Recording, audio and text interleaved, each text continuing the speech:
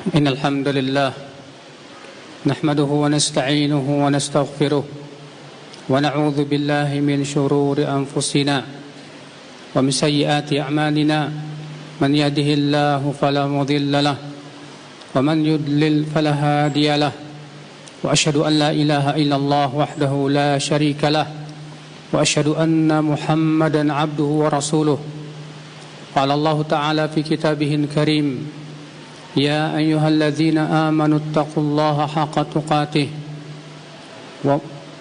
يا أيها الذين آمنوا اتقوا الله حق تقاته ولا تموتن إلا وأنتم مسلمون وقال تعالى يا أيها الناس اتقوا ربكم الذي خلقكم من نفس واحدة وخلق منها زوجها وبث منهما رجالا كثيرا ونساء واتقوا الله الذي تساءلون به والأرحم إن الله كان عليكم رقيبا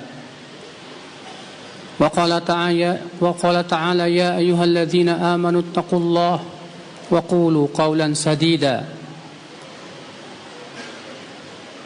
يا أيها الذين آمنوا اتقوا الله وقولوا قولا سديدا يصلح لكم أعمالكم ويغفر لكم ذنوبكم ومن يطع الله ورسوله فقد فاز فوزا عظيما أما بعد فإن أصدق الحديث كتاب الله وخير الهدي هدي محمد صلى الله عليه وسلم وشر الأمور محدثاتها وكل محدثة بدعة وكل بدعة ضلالة وكل ضلالة في النار أمة الإسلام. Sesungguhnya Allah subhanahu wa ta'ala mencintai hamba-hambanya yang bertakwa, yang kaya hati dan tersembunyi. Dalam hadis riwayat Muslim, Nabi sallallahu alaihi wasallam bersabda, "Inna Allaha yuhibbul 'abdal at-taqiyyal ghaniyal khafiy." Sesungguhnya Allah cinta kepada seorang hamba yang bertakwa, yang kaya hati dan tersembunyi. 3 sifat yang dicintai oleh Allah dari seorang hamba. Yang pertama adalah hamba yang bertakwa. Karena sesungguhnya ketakwaan, ya akhal Islam, adalah merupakan tujuan disyariatkannya berbagai macam ibadah. Allah berfirman, ya ayuhan nas, u'budu rabbakum alladhi khalaqakum walladzina min qablikum la'allakum tattaqun. Wahai manusia, beribadalah kalian kepada Rabb kalian yang telah menciptakan kalian dan menciptakan orang-orang sebelum kalian agar kalian bertakwa. Allah memerintahkan manusia untuk beribadah kepada Allah saja. Dan Allah menyebutkan tujuan dari ibadah itu agar kalian bertakwa. Allah mensyariatkan bulan Ramadan pun demikian. Ya ayyuhalladzina amanu kutiba alaikumus siyam kama kutiba alal ladzina min qablikum la'allakum tattaqun. Hai orang-orang yang beriman, diwajibkan atas kalian untuk berpuasa sebagaimana diwajibkan kepada orang-orang sebelum kalian agar kalian bertakwa. Maka ibadah yang tidak menimbulkan ketakwaan itu pertanda ibadah belum diterima oleh Allah Azza wa Jalla. Maka ya umatal Islam, ternyata tujuan disyariatkannya ibadah tiada lain supaya kita menjadi hamba yang bertakwa kepada Allah Azza wa Jalla. Karena takwa, ya akhi, bermanfaat untuk hidup kita di dunia dan di akhirat. Di dunia, ketakwaan membuka pintu-pintu rezeki. Allah berfirman, "Wa may yattaqillah yaj'al lahu makhraja wa yarzuqhu min haitsu la yahtasib." Siapa yang bertakwa kepada Allah, Allah akan berikan jalan keluar dari kesulitan hidupnya, dan Allah akan berikan rezeki dari arah yang tidak disangka-sangka. Ternyata takwa membuka pintu rezeki seorang hamba. Takwa menjadikan seorang hamba diberikan kemudahan dalam urusannya. Allah berfirman, "Wa may yattaqillah yaj'al lahu min amrihi yusra." Siapa yang bertakwa kepada Allah, Allah akan jadikan urusannya mudah.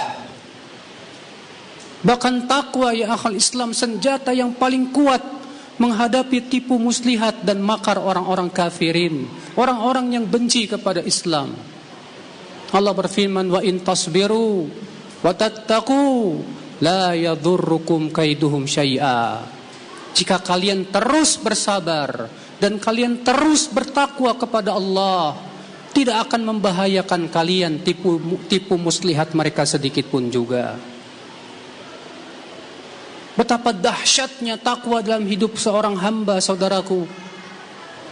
Maka jadilah kita hamba-hamba yang senantiasa takut kepada Allah dengan bertakwa kepadanya.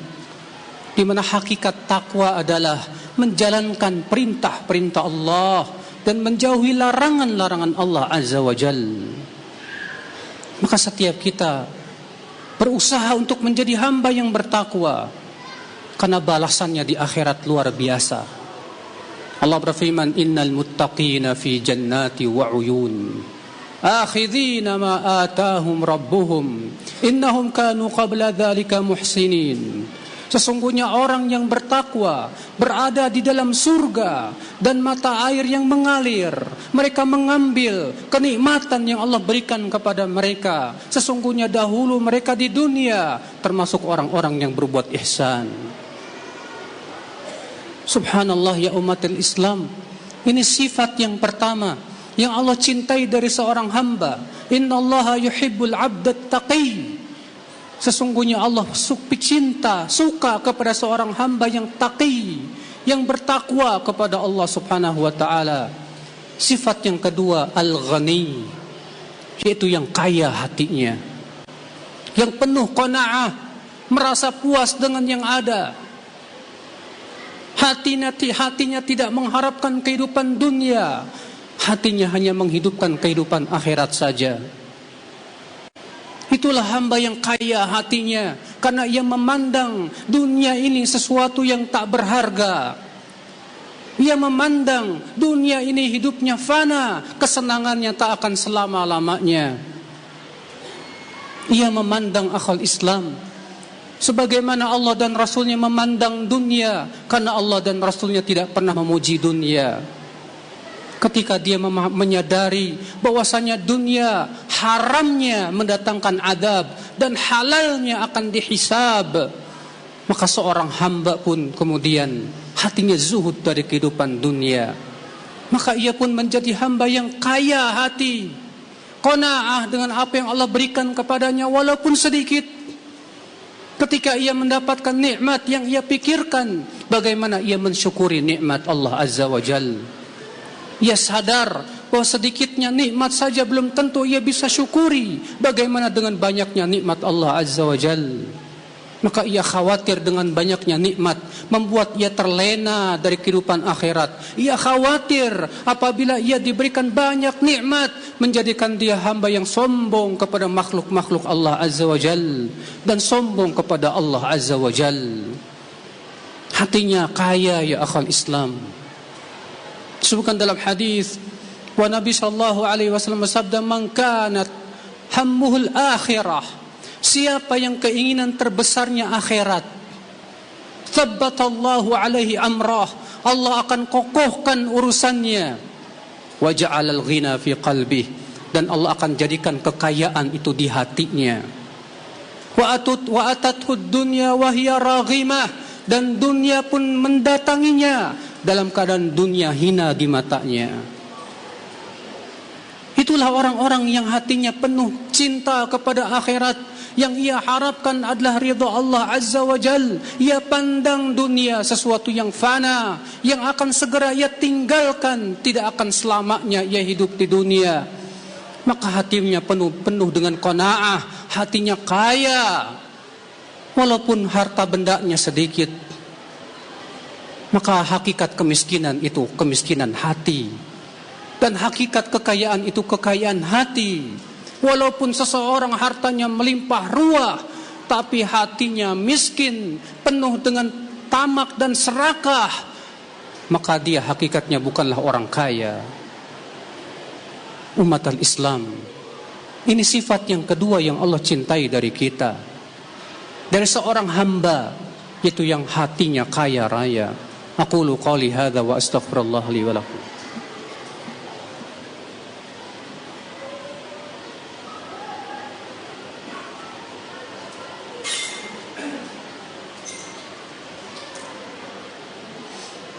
Alhamdulillah, wassalatu wassalamu ala rasulillah, nabiyyina Muhammadin wa alihi wa sahbihi wa man walah, wa asyhadu an la ilaha illallah wahdahu la syarikalah, wa asyhadu anna Muhammadan abduhu wa rasuluh ummatal Islam. Kemudian sifat yang ketiga, al-khafi, tersembunyi ia. Artinya ia tidak menyukai ketenaran. Ia tidak membutuhkan untuk dikenal manusia. Yang ia butuhkan oleh Allah, oleh dia adalah dikenal oleh penduduk langit sana. Dia sibuk memperbaiki dirinya. Dia berusaha supaya amalnya tidak diketahui oleh manusia. Dia berusaha semaksimal mungkin menyembunyikan amalan salihnya.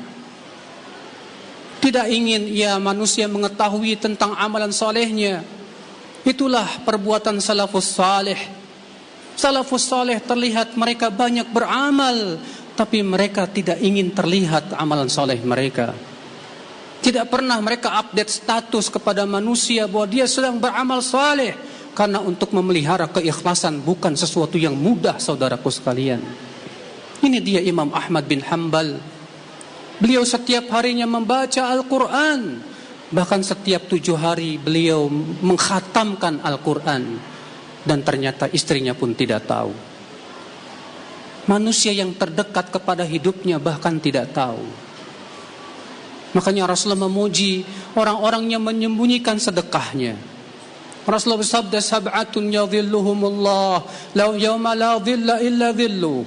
Ada 7 orang yang akan Allah berikan naungan pada hari kiamat, di mana tidak ada naungan kecuali naungan Allah Azza wa Jal.